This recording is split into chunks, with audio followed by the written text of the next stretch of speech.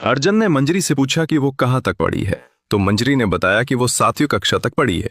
अर्जुन बोला कि ज्यादा पढ़ी लिखी हो, हवा में मत उड़ना, वरना मुझे तुम्हारे पंख काटने होंगे। फिर सुबह होते ही मंजरी के लिए पानी लाने का बुलावा आ गया। दरअसल गांव में 3 सालों से बारिश नहीं हुई थी, इसलिए पानी लेने बहुत दूर जाना पड़ता था। मंजरी की सास ने उसके सर से जड़ाऊ चुनरी उतारकर सादी चुनरी ओढ़ा दी, लेकिन मंजरी ने कुछ नहीं कहा। इधर गांव की औरतें बेसब्री से मंजरी का इंतजार कर रही थीं। उसके आते ही एक ने सबका परिचय उससे करवाया। फिर वो सभी बातों में लग गईं। उन औरतों की जिंदगी में बस यही एक समय होता था जब औरतें घर से बाहर निकलकर खुली हवा में आजादी की सांस लेती थी और एक दूसरे से हंस बोलकर अपना दुख दर्द बांट लिया करती। इसलिए उन्हें पानी लाने की हमेशा खुशी रहती थी।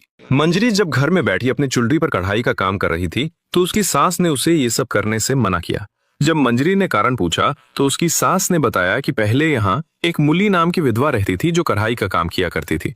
उसने सबसे चोरी छिपे एक आदमी के हाथों अपनी बनाई हुई चीजों को शहर में बेचना शुरू कर दिया। एक दिन ये बात सभी गांव वालों को पता चल गई तो मूली डर के मारे उसी आदमी के साथ भाग गई। गांव वालों की नाक कट गई तो उन्होंने सारी औरतों को कढ़ाई का काम बंद करवा दिया और कपड़ा, सुई, धागा सब जला दिया। मूली के जाने के बाद गांव में बारिश होना भी बंद हो गई।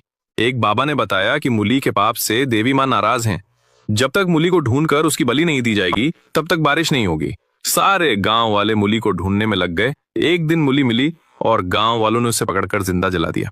ये सब सुनने के बाद मंजरी का सिर्फ एक ही सवाल था कि क्या मूली को मारने से गांव में बारिश हुई। अगले दिन जब गांव की औरतें तालाब पर पहुंची तो वहां एक औरत पहले से खड़ी थी। तब एक ने मंजरी को बताया कि ये केसर है, ये विधवा है। वैसे तो विधवाओं का घर से बाहर निकलना मना है, लेकिन इसकी सास बूढ़ी हो गई है और इसके घर में पानी लाने वाला कोई नहीं है, इसलिए मुखिया जी ने इसे बाहर निकलने की इजाजत दी। लेकिन किसी का भी इससे बात करना मना है, क्योंकि मुखिया और गांव वालों का मानना है कि इसकी फूटी किस्मत की मनहूस छाया किसी पर भी पड़ सकती है। लेकिन मंजरी नहीं मानी और उसने केसर को अपना परिचय बताया। लेकिन केसर ने उससे बात नहीं की, क्योंकि उसे भी डर था कि मुखिया की बात सही ना हो जाए और उसके कारण किसी का बुरा ना हो। यहाँ औरतों के मन में भी ये डर बैठा दिया गया है कि उनके खुलकर जीने से देवी माँ नाराज होंगी, और औरतों के प्रति ऐसी भावना रखने वाले गाँव के मर्द देवी माँ को प्रसन्न करने के लिए गरबा खेलते हैं।